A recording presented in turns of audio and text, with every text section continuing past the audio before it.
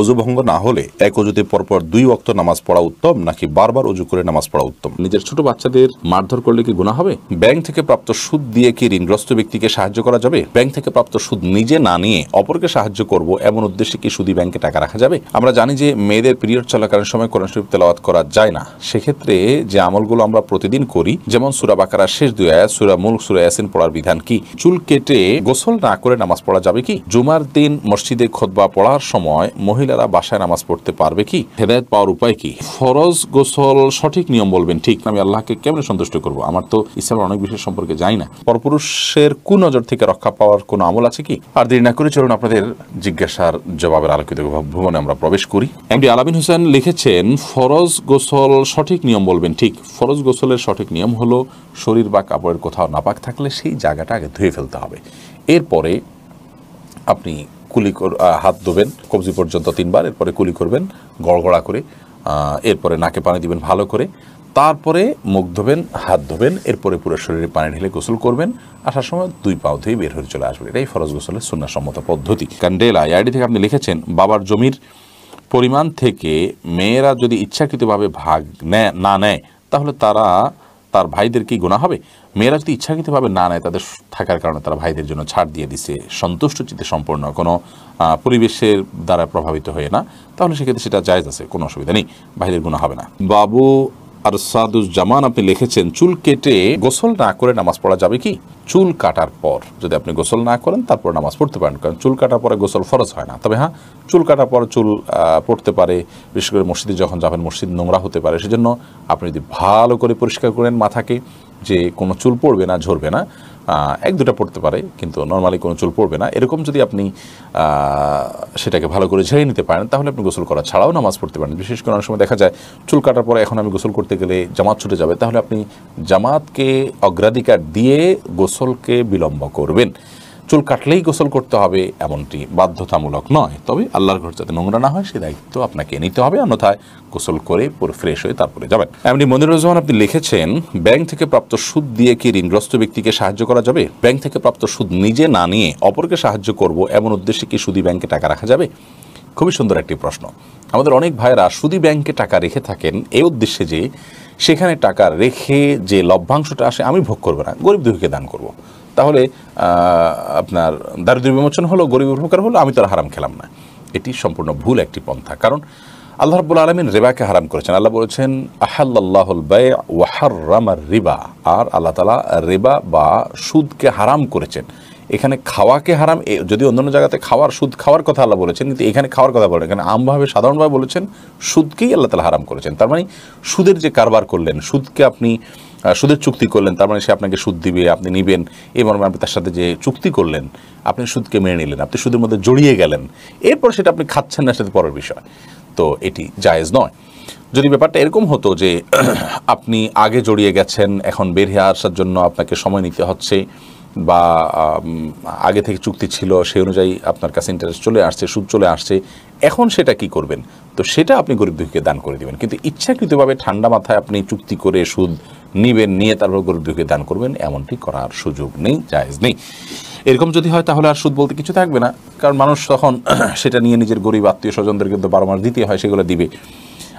সবচেয়ে বড় কথা হলো যে সুদের কারবার করা জায়েজ নয়। আপনি সুদ খেলেন না, কিন্তু সুদের কারবার কিন্তু আপনি করে ফেললেন। সালমান জাহান আপনি লিখেছেন, পরপুরুষের কুনজর থেকে রক্ষা পাওয়ার কোনো আমল আছে কি?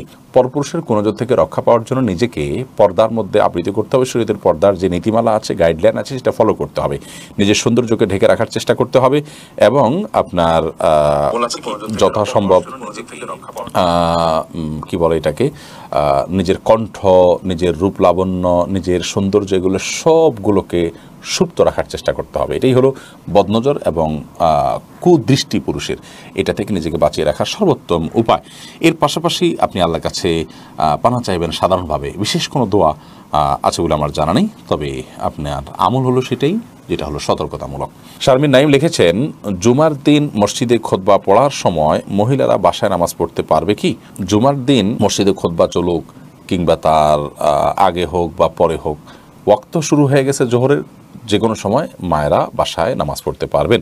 খুতবার সময় নামাজ পড়া যাবে না মহিলার জন্য বাসায়, এমন কোনো কথা নেই। হ্যাঁ, খুতবার সময় মসজিদে যারা আছেন তারা খুতবা শুনবেন, তারা নামাজ পড়বেন না, কিন্তু বাসা বাড়িতে আছেন, মাইকে হয়তো শোনা যাচ্ছে, তাদের জন্য খুতবা শোনা ওয়াজিব নয়, কারণ তারা এই জমাতে শামিল হননি, যার কারণে তারা এরপর নামাজ পড়তে পারবেন। আখতার আলী লিখেছেন, শেখ, হেদায়েত পাওয়ার উপায় কি? হেদায়েত পাওয়ার জন্য আল্লাহর কাছে দোয়া করতে হবে, হেদায়েতের পথে হাঁটতে হবে। আল্লাহর কাছে একটা দোয়া আমরা বেশি বেশি করে পড়তে পারি, রব্বানা লা তুজিগ কুলুবানা বা'দা ইয হাদাইতানা ওয়া হাব লানা মিন লাদুনকা রাহমাতান ইন্নাকা আনতাল ওয়াহ্হাব। যার অর্থ হলো, হে আল্লাহ, হে আমাদের রব, আপনি আমাদেরকে হেদায়েত দেওয়ার পর আমাদের অন্তরকে আর বক্র করে দিবেন না, বিপদগামী করে দিবেন না। আপনি সর্বোত্তম দানশীল এবং আপনি মহাদানশীল। তো এই আয়াত পড়তে পারেন। এর পাশাপাশি ইহদিনাস সিরাতাল মুস্তাকিম যখন পড়বেন, আল্লাহর কাছে হেদায়েতের কামনা করবেন, প্রার্থনা করবেন, আল্লাহুম্মা হদিনা, আল্লাহর কাছে হেদায়েত চাইবেন। হেদায়েতের প্রার্থনা আছে, সেই দোয়াগুলো বিশেষ করে পড়বেন এবং হেদায়েত পাওয়ার জন্য আল্লাহর দিকে মনকে ঝুঁকিয়ে রাখবেন এবং আল্লাহ রাব্বুল আলামিনের দিকে ধাবিত রাখবেন, নিজেকে এনাবাহির আল্লাহ করবেন। নিরুৎসভা যিনি, আপনি ইসলামী প্রশ্নোত্তর পেজে আমাদের, সেখানে আপনি প্রশ্ন করেছেন, আমরা জানি যে মেয়েদের পিরিয়ড চলাকালীন সময় কোরআন শরীফ তেলাওয়াত করা যায় না, সেক্ষেত্রে যে আমলগুলো আমরা প্রতিদিন করি, যেমন সূরা বাকারার শেষ 2 আয়াত, সূরা মুলক, সূরা ইয়াসিন পড়ার বিধান কি? যদি দোয়ামূলক হয় তাহলে সেক্ষেত্রে সেগুলো আপনি করতে পারেন। আল্লাহর কাছে প্রার্থনামূলক কোনো আয়াত আছে সকাল সন্ধ্যায়, এগুলোর মাধ্যমে আল্লাহ প্রার্থনার কাছে প্রার্থনা করা হয় বা জাস্ট আমল হিসাবে করেছেন, সেটা ঠিক আছে। তিলাওয়াত আলাদা করে শুধু কোরআন তিলাওয়াত পাঠ যেটাকে বলা হয়, সেটা পিরিয়ড চলাকালীন সময় করা যাবে না, এটাই জমহুর উলামাদের মত। যদিও বিন বাজ রাহিমাহুল্লাহ সহ সমকালীন যুগের অনেক উলামা ইকরাম, সৌদি আরবের উলামা ইকরামদের অনেকে জায়েজ বলেছেন, কিন্তু জমহুর বা সংখ্যাগরিষ্ঠদের মত হলো যে পিরিয়ড চলাকালীন সময় কোরআন কারীমের তিলাওয়াত জায়েজ নয়। তাহলে দোয়ামূলক যেগুলো আছে বা বিভিন্ন সময় বিভিন্ন আয়াত পাঠের যে নির্দেশনা আছে ওয়াজিফা হিসাবে, আমল হিসাবে, সেটা আপনি করতে পারেন, কিন্তু তেলাওয়াত আপনি করবেন না। নাজমা সুলতান লিখেছেন, আমি আল্লাহকে কেমন সন্তুষ্ট করব? আমার তো ইসলামের অনেক বিষয় সম্পর্কে জানি না, যেটুকু জানেন সেটুকু আমল করবেন, যেটুকু জানেন না সেটুকু জানার চেষ্টা করবেন। আল্লাহ রাব্বুল আলামিনের জিকির অর্থাৎ আল্লাহ স্মরণটা সবসময় সব কিছুতে রাখবেন, ইনশাআল্লাহ যেন আল্লাহ প্রিয় পাত্র হতে পারবেন এবং সন্তুষ্ট হবেন আল্লাহ তাআলা। মিম এড থেকে আপনি লিখেছেন, নিজের ছোট বাচ্চাদের মারধর করলে কি গুনাহ হবে? মারধরটা যদি হয় একেবারেই অল্প স্বল্প জাস্ট শাসন সুলভ, তাহলে সেখানে অসুবিধা নেই, কিন্তু যদি মারধর হয় সীমা লঙ্ঘন করে শিশুর প্রতি নির্যাতনের লেভেলে চলে যায়, তাহলে সেক্ষেত্রে অবশ্যই গুনাহ হবে। কারণ মা বাবাকে শিশুর মালিক বলে বানিয়ে দেওয়া হয় না যে তারা শিশুর উপর অত্যাচার করতে পারবেন, সে সুযোগ কিন্তু মা বাবারও নাই। অতএব শিশুকে যদি এত বেশি মারা হয় যেটা অত্যাচারের লেভেলে চলে যায়, তাহলে সেটা জায়েজ নয়। শাসনের প্রয়োজনে যতটুকু মারা যায় ততটুকু মারতে হবে।